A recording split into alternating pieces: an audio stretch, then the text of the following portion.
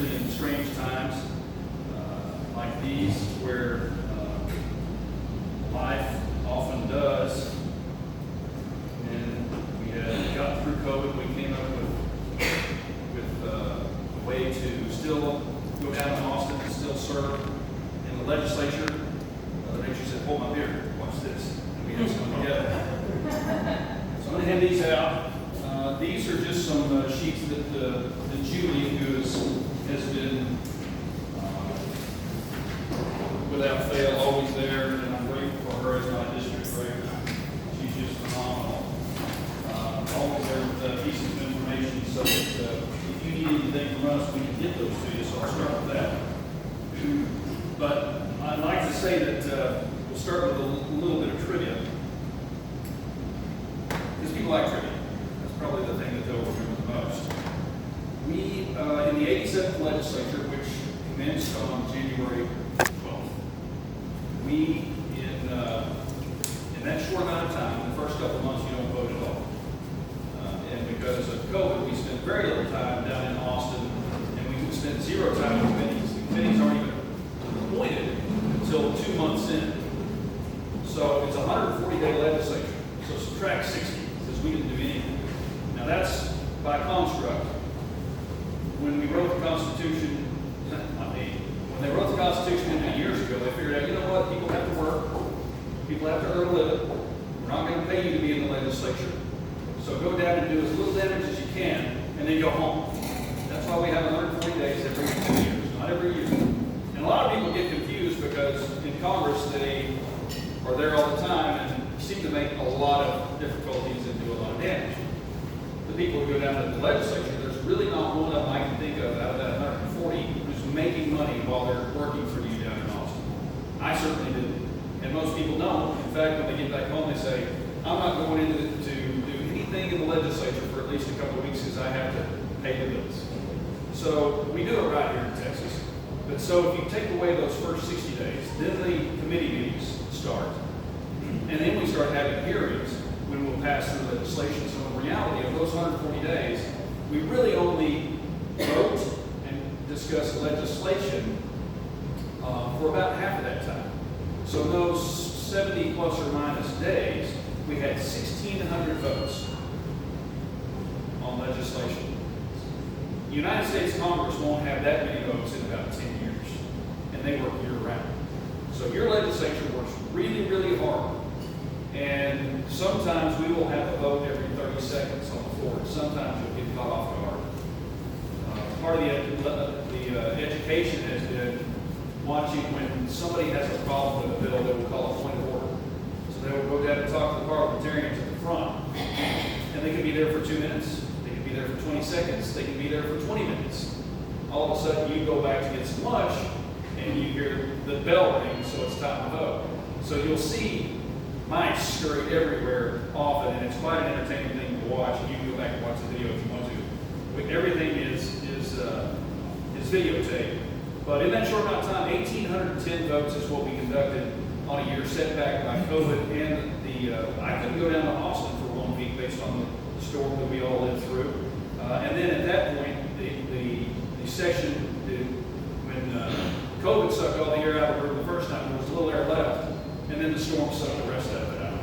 So we had a very fast and aggressive agenda set up before COVID and before the storm. The storm took some of that away, but we still accomplished a great deal. After the storm, I was on the Energy Resources Committee, which I was grateful for up until the storm. And then, people started calling me about our grid. And over the course of 2 days, we conducted 26 hours of hearings. 2 days, hearings on everything from stakeholders to folks coming out from the Panhandle to tell us how their windmills froze, what happened to the oil and gas industry in the Panhandle and the Odessa Permian region. And it really was a storm that happens once every 100 years. Now that doesn't mean it won't happen next year, but we've never seen anything like that in 100 years. And we came to find out that the windmills froze because of freezing fog. Well, if you have a 80-foot long propeller and you have 3 of those and you have freezing fog, and as a pilot, if you have ice on your propellers, it gets them out of balance, and then they'll fall apart. So they literally had to shut those down. The most common misperception of what happened during that outage is this.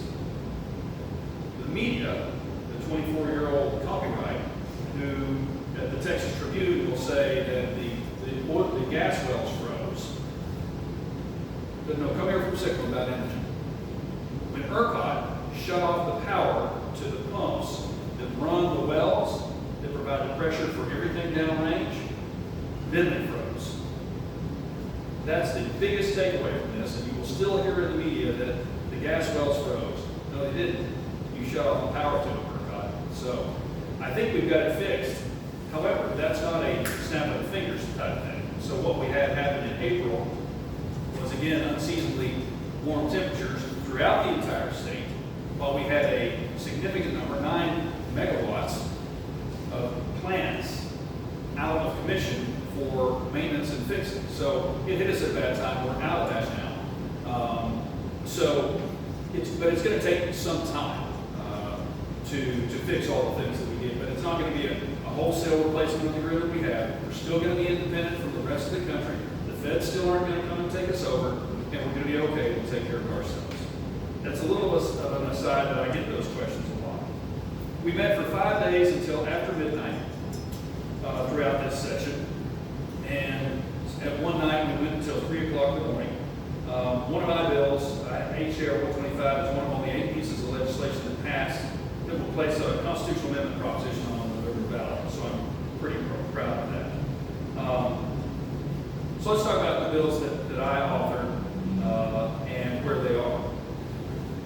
Most of what I'm proud of is things that we did locally. I, on the campaign trail, made it very clear that I try to be a quiet professional, accomplish small things that benefit our community and benefit our state one little bit at a time. You're not going to see me go down there trying to get on the TV stations and making big pronouncements about legislation that will never pass. I believe in combat effectiveness, and that means getting what you can through, being a quiet professional. You don't talk bad about people. You make good alliances and ask for some small favors, and not really even favors. You just conduct yourself appropriately, and people will help you out. So I'm really proud of the session we have. Of course, one of the big ones is the authorization of the National Hot Rod Association Fall Nationals at the Texas Motorplex and the Major Events Reimbursement Program. There has been some misperception that the state takes money and reimburses them with money that's in the pot. It doesn't. It takes money from the sales tax of that event, which provides $50 million in impact to the entire region, $10 million to Ellis County.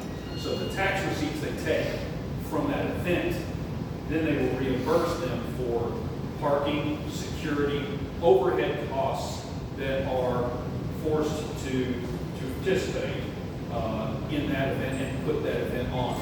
For instance, the hotels that will reap the benefits of that event, they don't pay any taxes on that, nor are they reimbursed for it.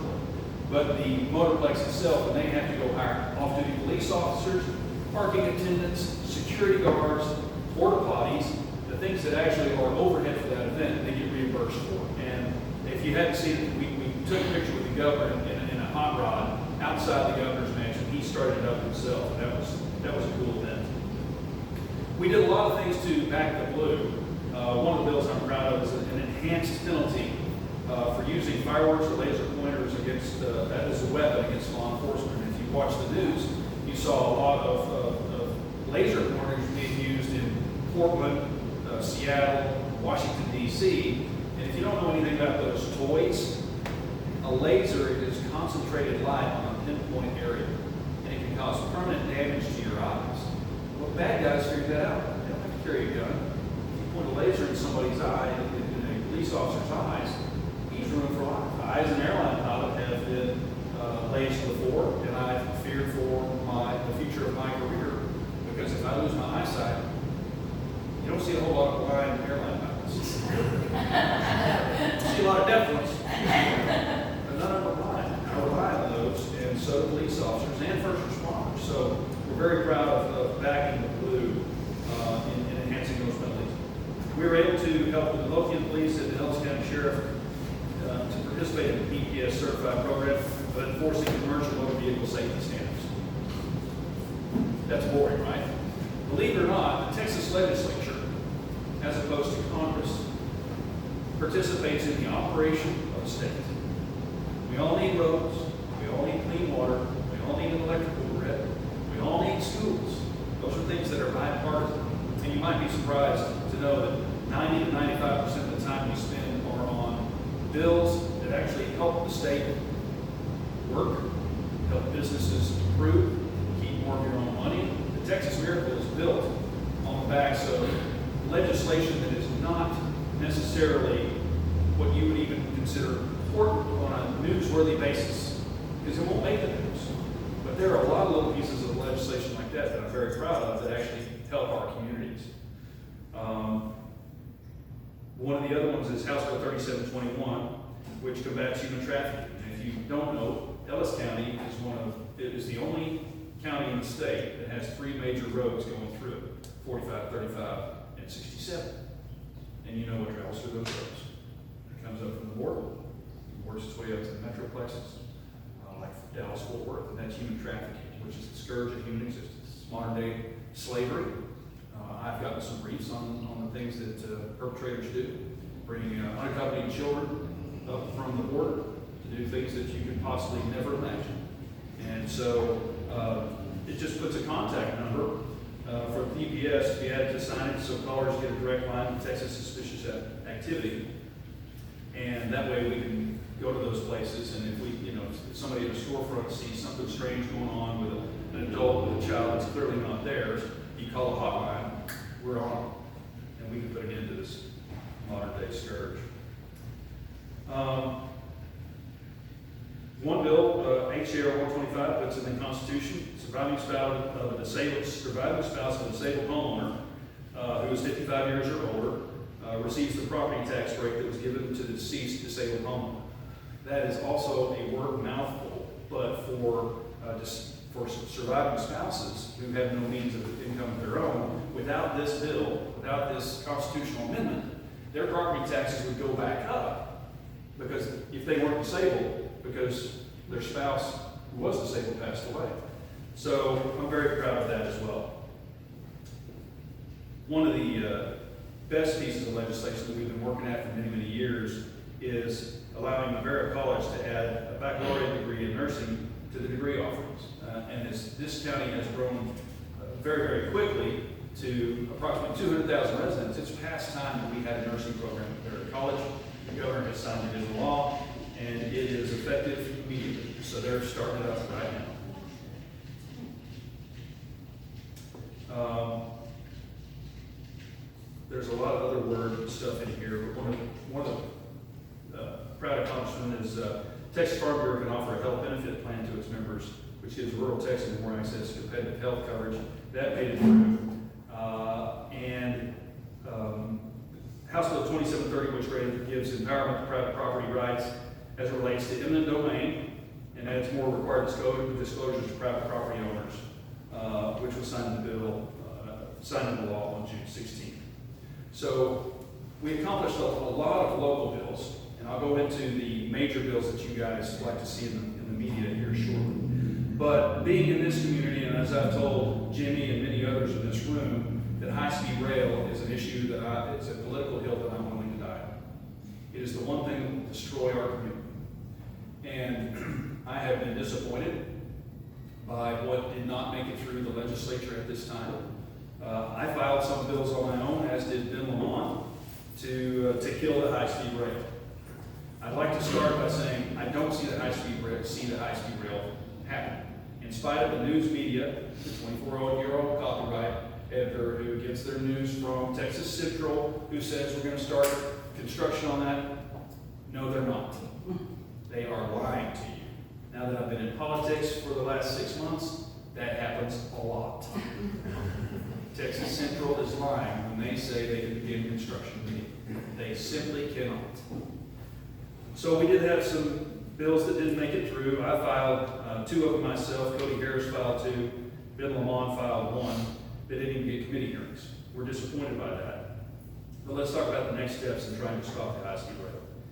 There's the Miles family who's filed on a motion against the Texas Supreme Court for a rehearing. If you don't know, the Texas Supreme Court refused to hear the law case a week ago. So they think they can move forward. Texas against high-speed rail are assessing filing additional federal lawsuits. Congress is going to be responsible for making sure that federal monies are not appropriated for the high-speed rail. Kevin Brady is retiring. Morgan Luttrell, my combat brother from SEAL Team 5 days, is running to take that seat.